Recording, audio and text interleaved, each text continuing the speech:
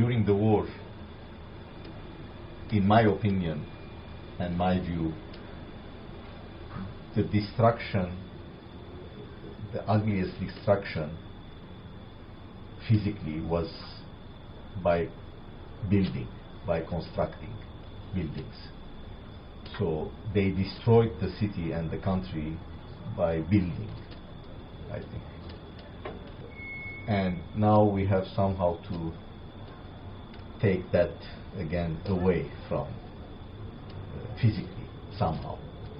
What was built without respect to the environment, to the physical and the cultural environment. It was built out of self-interest. There was money for investment, for making money, without respect to anything, just pure interest. During a period where it was chaos because of the war, and some people abused that, benefited from that, and that destroyed the physical environment. And a lot of people are aware of that. So, and there is a strong reaction towards that. I mean, they want to change that. So probably, like everywhere, like in other parts of the world, after war, there is a period of reflection, of looking inward and trying to see how to change that and what's the proper way of doing that. So I hope, well, these are all wishes. I hope, I see that there is potential for that, and I hope that we see that happen. I mean, during the war, Beirut was dangerous. Okay, so people moved out of, and that's how the suburbs around Beirut grew. Before, this was all forest and green and nature. So people went out of Beirut, and in that period, whoever had money built buildings the way they want, where they want, okay, without any zonings and that. So they built buildings and they sold to these people who were leaving Beirut and moving outside. But then, and a lot of people migrated, but then other factors came. When there was peaceful times, okay, people invested in buildings, and others from abroad, Lebanese, they bought apartments. Many wealthy people, they built for investment or for hiding their money, whatever. Okay, they kept building. I mean, we have, and in Beirut, like the tall buildings in Beirut were done not during the war, definitely. The most of the building was done outside Beirut because Beirut was dangerous. But when peace happened, okay, they started building in Beirut as well. So you have towers, all sold out, okay, and without any inhabitants. So you see like 30 stories and 2-3 floors only inhabited. That was investment, not needed, but for wealthy people to avoid taxes, paying taxes, and all that kind of thing. And what's also unfortunate, I mean, destroying nature. They're destroying and they're taking up space, which is needed as space for the people who are living here. And so they're taking up this space for their interest, okay, putting in buildings, and nobody is able to use neither the building nor the space.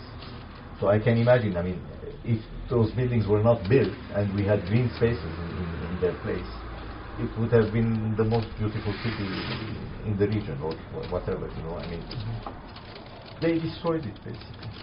They destroyed it by building after 1990, when the war ended, let's say. In general, I have a personal opinion about this, which is, in my opinion, need and necessity are out of architectural formula these days. We should bring need and necessity into the profession of architecture and not put two stones on top of each other if it's not needed. And if it's needed to take stones to bring these buildings down, if it's needed, which I think is needed, We have to go that way. So there shouldn't be any space in a building that is not inhabited. Ideally, we should go into renovation and rebuilding what's there, rehabilitating what's there instead of building new stuff. But that's much of a bigger issue because it's related to how the economy works, how this works. It's not an easy thing to do. But if we go on doing what we're doing, we'll keep destroying it. To be really helpful to ourselves, we have to bring these two factors into the equation, need and necessity, and be guided by that, which means whole different way of teaching architecture. I mean, it's a big thing that should happen, which probably is happening elsewhere in the world. I mean, there is also awareness when it comes to redefining architecture. You know, it has become an aesthetic thing. It has become a ego-driven thing, like in most professions. So we should take away that ego and really do what's needed and tear out what's not needed. I want to be hopeful, but it's, before anything, it's a transition in the minds. It will not happen if we continue with the same mindset. So transition has to happen here, I mean, in the mind. And the rest, it will be just natural outcome of that. The revolution has to happen in the minds. That's how I see it. If we don't do it, nature will take care of it. I mean, if we don't do it, we'll be self-destructive, and then when life comes again, then it will happen. So we have the choice. Either we do it or we destroy ourselves, and then we start from zero again. Not zero. We'll start with a new situation where things are destroyed and rebirth happens. I wish that we don't get to that point and we realize that the minds have to. I can't go on with this mindset. I have made this it's not a decision even. I feel that I cannot go on like this, and my mind is starting to change. I'm seeing things different. I'm not interested in what I'm doing, because, as I said, in general, the profession, when it comes to profession, I'm talking, the profession is on another. The profession is doing what's mostly is doing something that's not needed. The only thing I can do is I can talk about these issues, like to start talking about these things, and not be proud of what I'm doing, you know, because we're proud of what we're doing aesthetically. If we get a good article in a magazine, you know, we feel happy, we feel proud of what we're doing. But in fact, to tell you the truth, I'm ashamed of what I'm doing. I cannot keep on building for people who have already a dozen of houses or apartments and do an additional one. I can try to pass legislation that no apartment should be left empty, because there are many people who need places and don't have it. Yeah. So that's one way. I mean, like, that's one way of doing architecture for me. Okay, passing new laws. Okay, let's say passing a law that doesn't allow a person or a family having more than a certain square meters in the world, not only in Lebanon. So one family cannot own more than X square meters. Do whatever you want with it, but this is your limit. Okay, and every family has the right to have a minimum of a certain. So this is legislation. So for me now, and changing the mind will start there, not by building, not by seeing how to develop from this point on. And if we do that, everybody will have a shelter, and then probably it will, if you have 30-story building, you need elevators. But if you have a 3-story building, you can walk. So we should go back to human scale. This is a big change, and architecture is just one part of it. But we can have an input in that sense. This course has to start at the university level, at education level, which is very rare today, that type of discourse.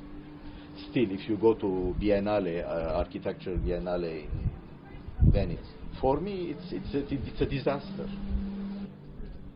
You know, and then you see all these star architects going in and coming out. You know, they go in and then come out even, you know, they're blown up. You know, with their egos, they're going to explode. And that's why I keep giving the model of vernacular architecture, which was the architecture that came out of need, and not power, not ego, where you didn't have the name of the architect, where the architects were not, their egos were not carved on a stone or their names in a magazine.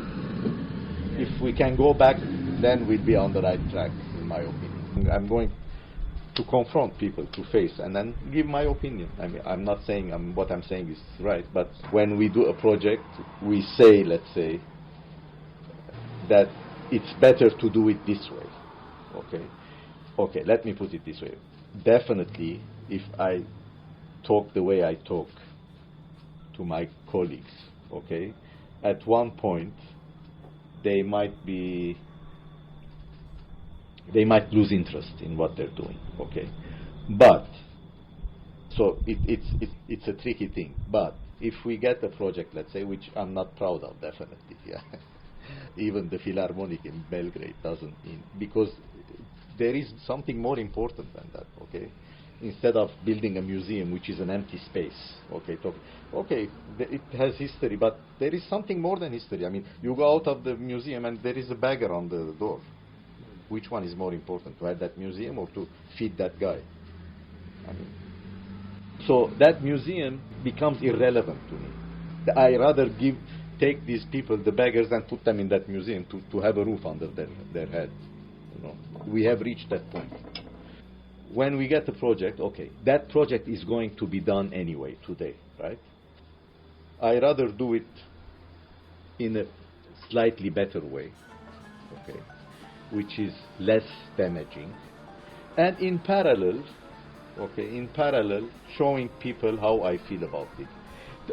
Not addressing the issue directly through the project, but generally, as to how should we approach things, how legislation should be, talking about the museum and the beggar, okay, not specifically, because Vladimir is also afraid of that. I mean, he's afraid that if I keep talking about this openly, people might lose.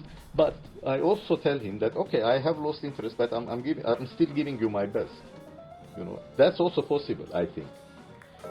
I have to do this. I'll do my best. I'll give you my best. Okay, although I'm not proud of it, because I'll do my best because I have to make a living, and the change will take time. Okay, and it will be the product of not being happy, but not also having the illusion that you can live out of the system. I mean, you're in the system. The system has to change. I mean, you're living in this world, okay?